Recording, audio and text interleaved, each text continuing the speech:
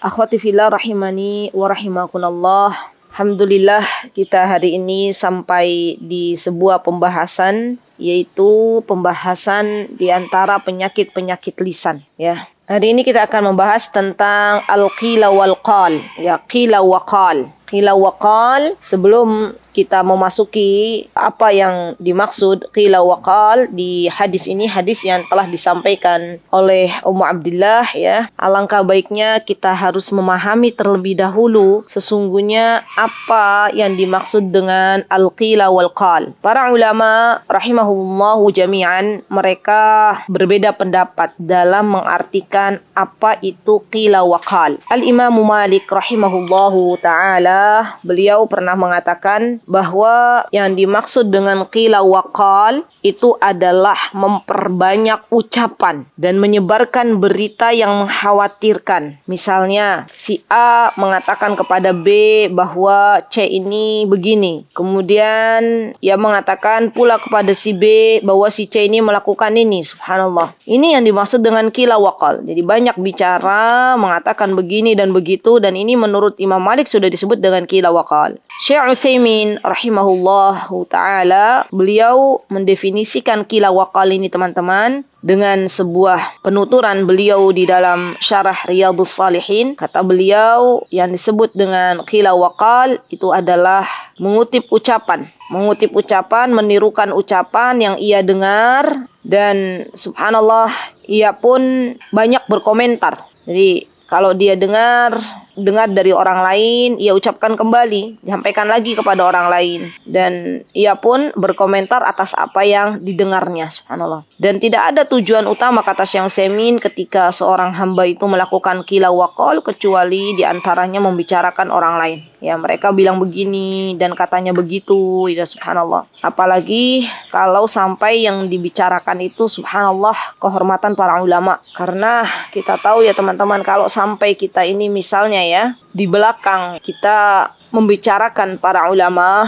maka sesungguhnya darahnya ulama itu adalah racun. Jadi hati-hati itu. Kita tidak boleh membicarakan para ahlul ilm karena sesungguhnya itu dilarang oleh Nabi kita Muhammad SAW, ya. Dan juga kita tidak boleh membicarakan masalah penguasa, ya subhanallah, pemimpin kita. Kalau memang di dalam pemimpin kita ada sebuah kesalahan, maka tentunya kita sebagai rakyatnya mendoakannya, dan juga senantiasa kalau ada yang bisa sampai kepada pemimpin tersebut, maka menasehatinya dengan cara tersembunyi, dan itu lebih baik. Baik. Kemudian Imam An-Nawawi rahimahullahu ta'ala, beliau mendefinisikan, teman-teman, qila wa qal itu adalah masuk campurnya seseorang dalam kabar berita orang lain, dan dia dalam keadaan sesuatunya itu tidak penting. Sesuatu itu tidak penting, atau misalnya kata Imam Nawawi, dia menceritakan semua yang didengarkan, ya, tidak juga dia mengklarifikasi, pokoknya semua yang didengar dia ceritakan kembali, ya subhanallah. Dan ini sudah masuk dalam qila wa qal, ya.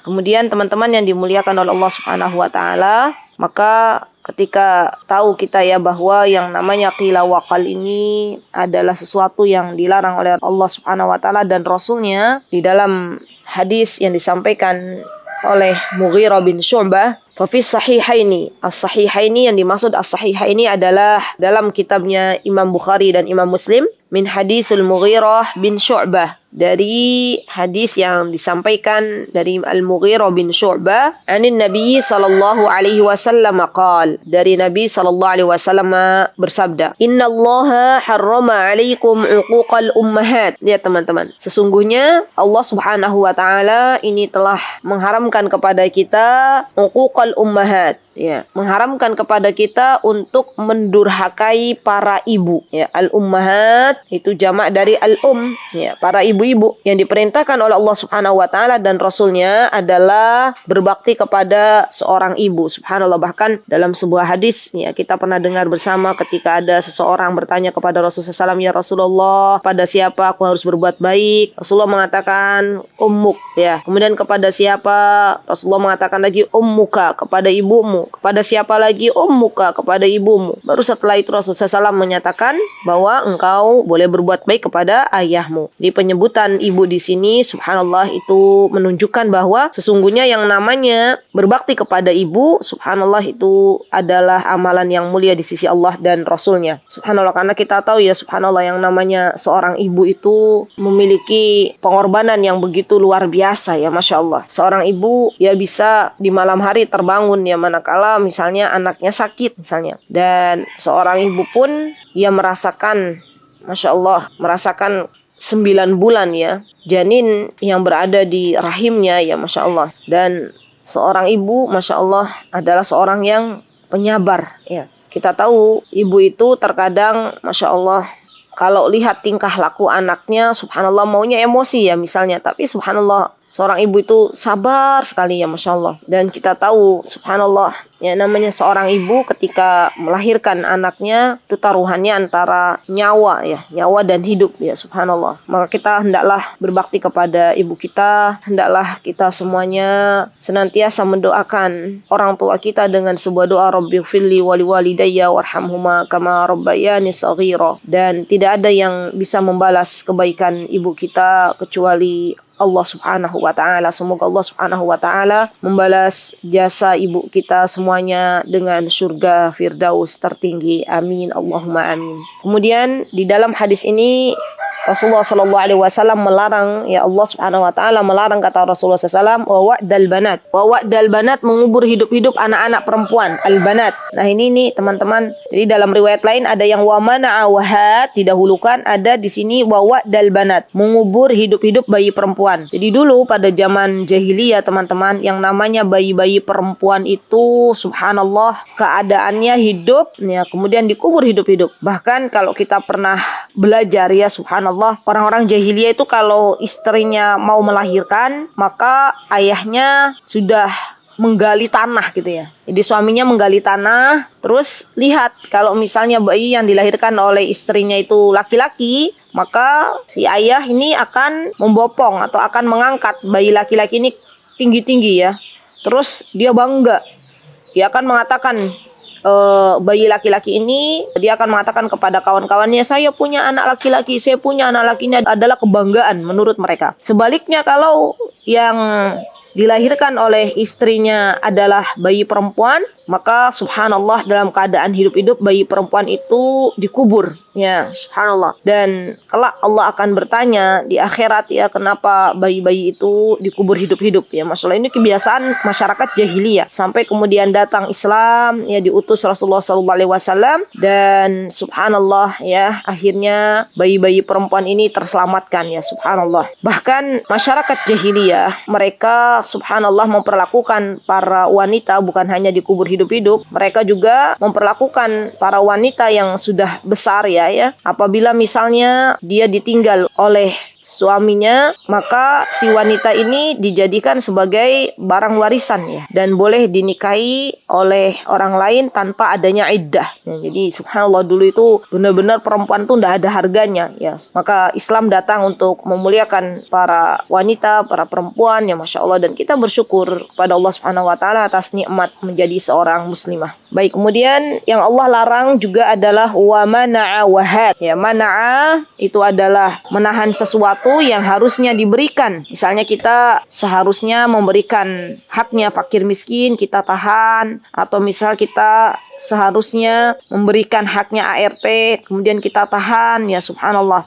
Dan ini sebuah kezaliman, tidak boleh kita lakukan karena itu dilarang oleh Allah Subhanahu wa Ta'ala. Kalau ibu-ibu misalnya ya punya tanggungan atau punya apa yang seharusnya misalnya dibayarkan, maka bersegeralah sebelum kematian itu datang ya, subhanallah. Dan wahat itu adalah meminta sesuatu yang bukan haknya, subhanallah. Pada dasarnya teman-teman, meminta itu adalah perbuatan yang tidak baik ya, karena pastinya tangan di atas lebih baik daripada tangan di bawah. Apalagi meminta yang bukan haknya. Ya, dan ini sebuah kedzaliman ya, Masya Allah. Di sini juga dikatakan oleh Allah Subhanahu wa taala bahwa Allah Subhanahu wa taala juga mengharamkan wa karihalakum qila wa qal. Nah, ini teman-teman. Dan Allah Subhanahu wa taala tidak menyukai qila wa qal. Ini syahid dari hadis ini. Syahid itu intinya. Intinya dari syahid ini bahwa Allah Subhanahu wa taala tidak menyukai qila wa qal. Subhanallah. Maka terkadang ya, diam itu baik ya. Diam itu emas. Bahkan Rasulullah SAW mengatakan, "Man kana yu'minu billahi wal yaumil akhir falyaqul khairan aw liyasmut." Barang siapa yang ia beriman kepada Allah Subhanahu wa taala dan hari akhir, pilihannya hanya dua, berbicara yang baik atau diam. Ya, subhanallah. Dan ini subhanallah banyak di antara kita sebagai kaum wanita yang terpancing untuk menceritakan sesuatu yang didengar dari orang lain, ya subhanallah. Nastaghfirullah wa natubu ilaih. Kita memohon ampun kepada Allah Subhanahu wa taala. Semoga Allah Subhanahu wa taala senantiasa memberikan petunjuk kepada kita. Semoga Allah Subhanahu wa taala senantiasa memberikan taufik kepada kita untuk bisa kita meluruskan lisan-lisan kita. Amin Allahumma amin. Dan Allah Subhanahu wa taala juga membenci atau mengharamkan kasratus su'al. Ya, banyak bertanya.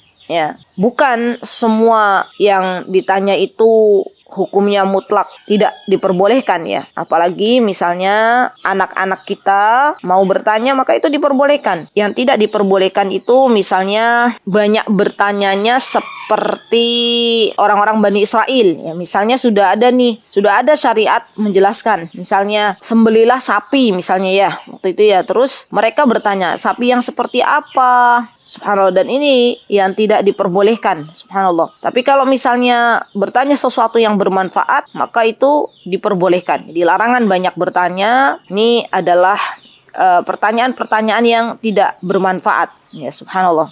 Dan ketika banyak bertanya sesuatu yang tidak bermanfaat, maka ditakutkan akan terjerbak ke dalam dosa-dosa. Ya, Masya Allah. Nah, teman-teman yang dimuliakan oleh Allah Subhanahu wa taala, tetapi kalau misalnya pertanyaan-pertanyaan para sahabat, ya ridwanullahi alaihim. Kita tahu ya para sahabat itu subhanallah semangat sekali dalam mencari akhirat ya, dalam mencari amal solih. Mereka tuh banyak bertanya, tapi bertanya yang bermanfaat. Ya Rasulullah, ayyul a'mali afdal? Ya Rasulullah, amal apa yang paling afdal, paling utama? Ya Rasulullah, adakah sebuah amalan yang bisa menjadikan diriku masuk ke dalam surganya Allah, misalnya ya, misal. Nah, ini adalah sesuatu yang diperbolehkan, subhanallah. Kalau untuk masalah mengetahui tentang agama, maka ini adalah sesuatu yang diperbolehkan. Tapi kalau misalnya dalam sesuatu yang itu tidak bermanfaat sama sekali, bahkan sudah dijelaskan di dalam Al-Quran dan di dalam hadis Nabi kita Muhammad SAW,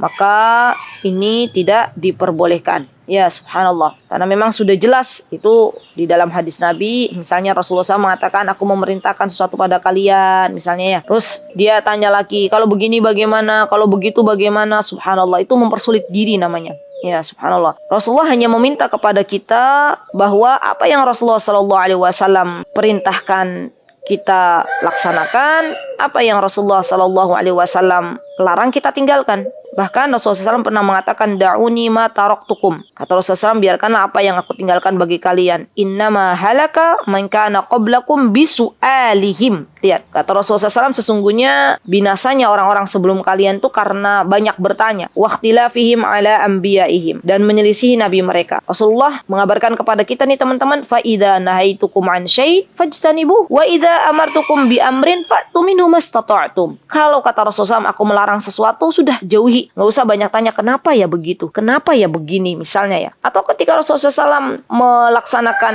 atau memerintahkan sebuah perintah, ya kita taati. Ya, tidak usah juga banyak bertanya, kenapa begini, kenapa begitu? Subhanallah. Karena kaidahnya teman-teman, ya, sesuatu yang Rasulullah dan Allah Azza wa Jalla perintahkan untuk kita semuanya, itu ada maslahat yang besar di balik perintah yang Allah dan Rasulnya perintahkan kepada kita. Sebaliknya, sesuatu yang dilarang oleh Allah dan Rasulnya, ini kaidah ya, pasti ada madarat, pasti ada bahaya yang besar bagi kita sebagai umat Nabi kita Muhammad Sallallahu Alaihi Wasallam. Ya, Masya Allah.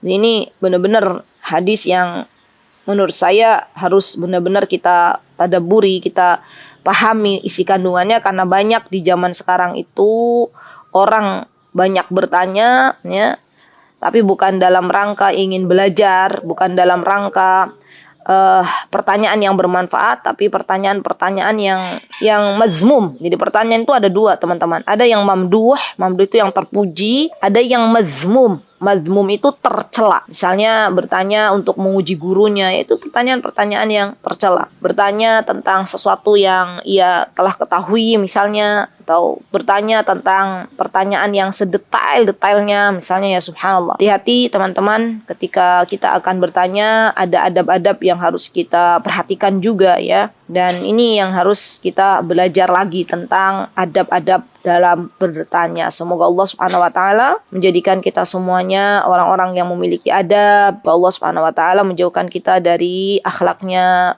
Bani Israel. Baik, kemudian teman-teman yang dimuliakan oleh Allah, di sini juga Allah Subhanahu wa taala melarang wa idha'atal mal. Ya, idha'atal mal ini teman-teman adalah dia banyak menghambur-hamburkan harta. Banyak menghambur-hamburkan harta. Ya subhanallah, dan kita tahu bahwa yang namanya harta ini kelak akan ditanya oleh Allah Subhanahu wa taala. Rasulullah SAW pernah mengatakan la tazula qadama 'abdin yaumal qiyamati hatta yus'al an arba'.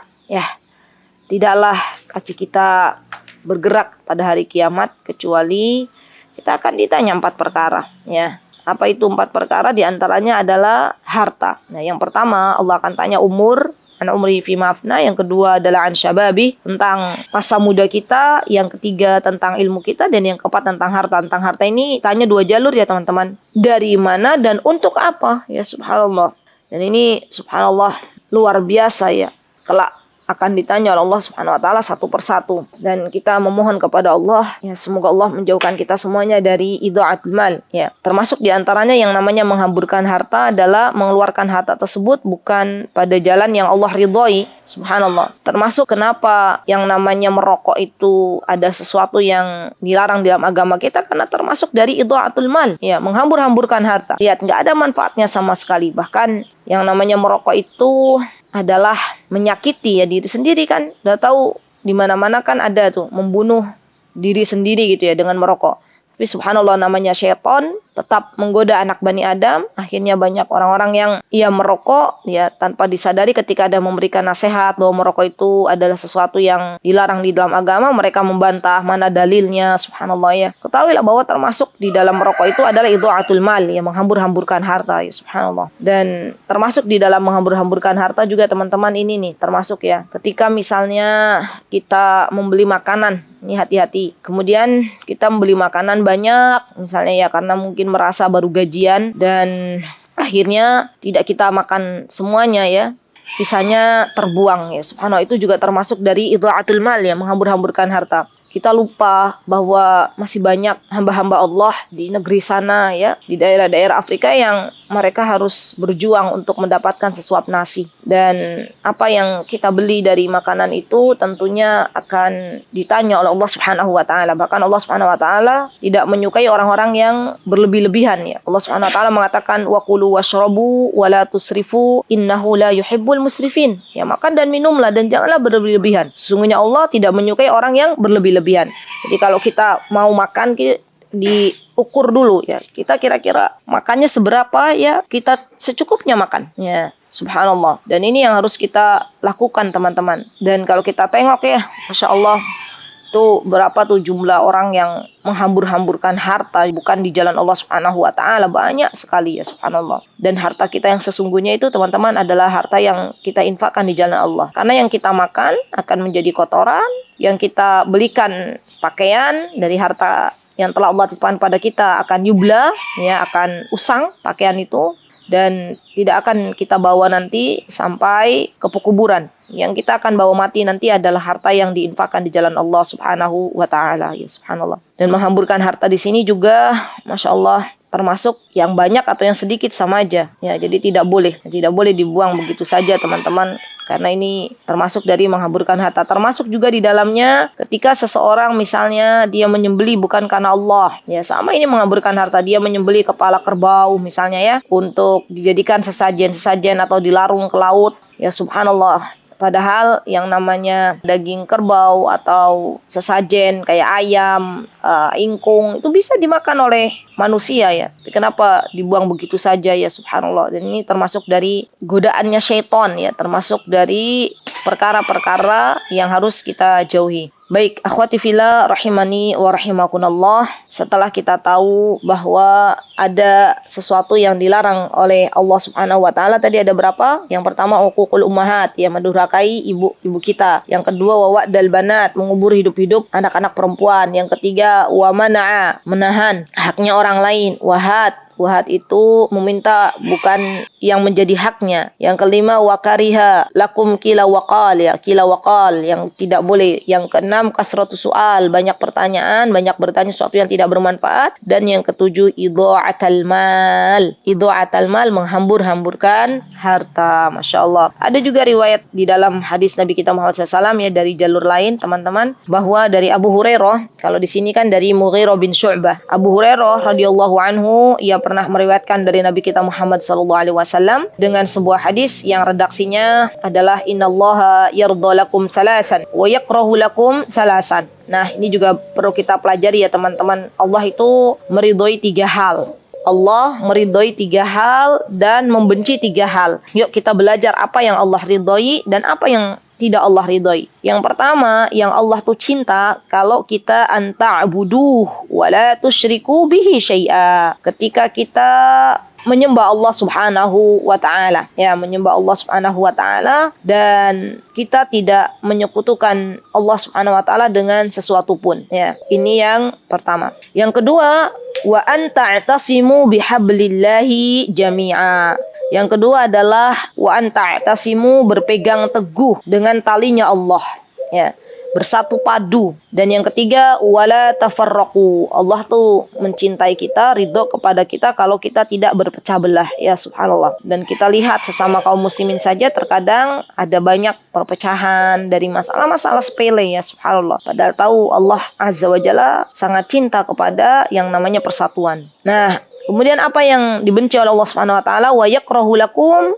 Yang pertama Allah membenci qila waqal. Ya, tadi sudah kita tahu apa itu qila waqal. Yang kedua kasratus sual. Ya, kasratus sual, banyak bertanya. Dan yang ketiga wa idha'atal mal, dan membuang-buang harta. Ya, subhanallah. Dan ini hadis ya diriwayatkan oleh Abu Hurairah radhiyallahu an, ada di dalam kitab Muslim. Ya, baik, kita lanjutkan di dalam kitab Ummu Abdillah wan nisa fi janibil qila wal qal, ya. Dan para wanita kalau dilihat dari qila waqal ini, mereka ini diantaranya ada yang mustaksara mustaqila, maksudnya mereka tuh ada yang terjerbak atau mereka ada yang sangat gemar gitu ya dalam qila waqal, nggak ada kerjaan, jadinya apa yang dilakukan? Ya menyampaikan berita lagi, banyak bicara, ya masya Allah. Dan ada juga yang memang wanita-wanita yang dia jarang bicara, ya pendiam, ya subhanallah. Dan ini pendiam ini lebih selamat sebenarnya, ya masya Allah. Maka ya akhwat, subhanallah,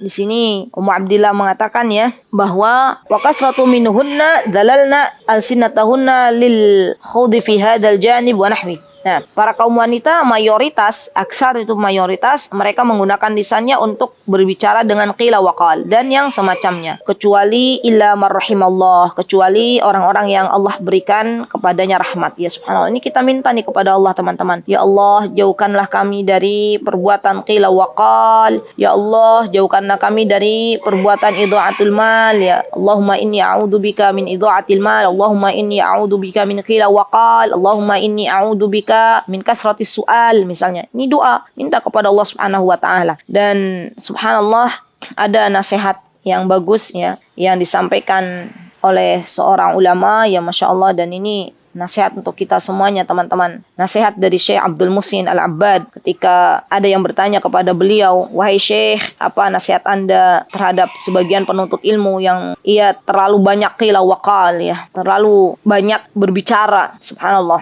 Maka kata Syekh Abdul Muhsin, ya, bertakwalah kepada Allah Subhanahu wa taala, ya. Jangan sampai kita disibukkan dengan qila wa qal, ya. Kita jangan sampai disibukkan dengan katanya ini, katanya itu. Itu bukan akhlak seorang penuntut ilmu. Dan sibukkanlah mencari ilmu yang bermanfaat, ya. Kata beliau, subhanallah, sibukkan dengan mencari ilmu yang bermanfaat. Karena kalau orang sudah sibuk mencari ilmu, maka di sini syaitan akan susah mencari celah, ya, mengganggu anak Bani Adam dalam terjerumus dalam dosa qila wa qal. Yang ada biasanya, ya teman-teman, baik itu kaum wanita maupun laki-laki yang masuk dalam dosa qila wa qal ini, biasanya kalau yang nggak ada kesibukan, nggak ada yang waktunya tuh bukan untuk yang bermanfaat. Dan nasihat untuk diri saya dan teman-teman, jangan pernah kita itu merasa sudah berilmu. Jangan pernah kita merasa sudah cukup dalam berilmu. Kita dengan Imam Ahmad tuh perbandingannya antara langit dan bumi, ya, subhanallah. Imam Ahmad rahimahullahu ta'ala, beliau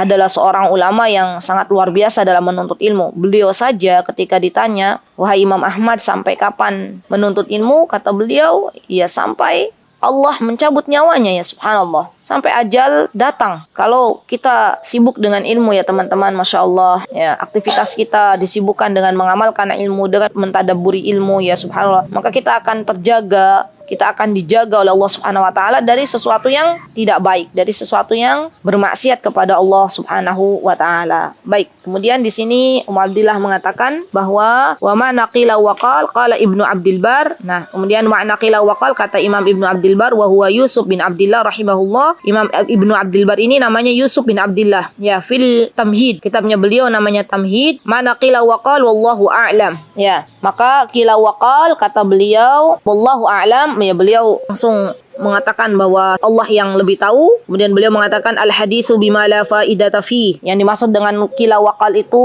adalah pembicaraan yang tidak mengandung manfaat, ya, tidak mengandung faidah. Min ahadisin nas allati aktsaruha ghibah. Lihat, termasuk dari qila wa qal juga ketika seseorang itu dia memperbanyak, ya, membicarakan manusia, walagh wa kadhb, dan masuk dalam kesalahan serta dusta. Wa min aktsari min qila wa qal ma'al 'amah lam yusallim min al-haudi fil batil wala min al-ightiyab wala min al-kadhib wallahu a'lam. Kata Ibnu Abdul Bar, beliau mengatakan bahwa barang siapa yang dia memperbanyak qila wa qal, ya, bersama kebanyakan orang, maka barang siapa yang banyak berbicara, ya, maka dia tidak selamat dari terjatuh dalam kebatilan, misalnya riba atau kedustaan, ya. Jadi kemungkinannya dua, ya. Kalau orang banyak bicara, orang sering ngobrol ke sana kemari, maka kemungkinannya dua perkara ini. Kalau tidak terjatuh ke dalam dusta, terjatuh ke dalam riba atau ngomongin orang, ya. Jadi kita hati-hati juga teman-teman kalau kita berteman dengan orang-orang yang suka membicarakan orang lain. Karena kalau kita tidak ada di sampingnya, maka kitalah yang akan menjadi bahan pembicaraan orang tersebut, ya. Dan kita memohon kepada Allah Subhanahu wa taala agar Allah Subhanahu wa taala senantiasa memberikan taufik kepada kita untuk bisa menjaga lisan-lisan kita. Semoga Allah Subhanahu wa taala memberikan kepada kita semuanya lisan yang disibukkan dengan berzikir kepada Allah Subhanahu wa taala, dan semoga Allah Subhanahu wa taala memberikan kepada kita teman-teman yang salihah, karena sejatinya teman yang salihah itu adalah teman yang bisa menolong kita dalam berbuat kebaikan, ya, ketaatan kepada Allah Subhanahu wa ta'ala. Alhamdulillahi bi ni'matihi tatimmus salihah, teman-teman. Barakallahu fi kunna jami'an.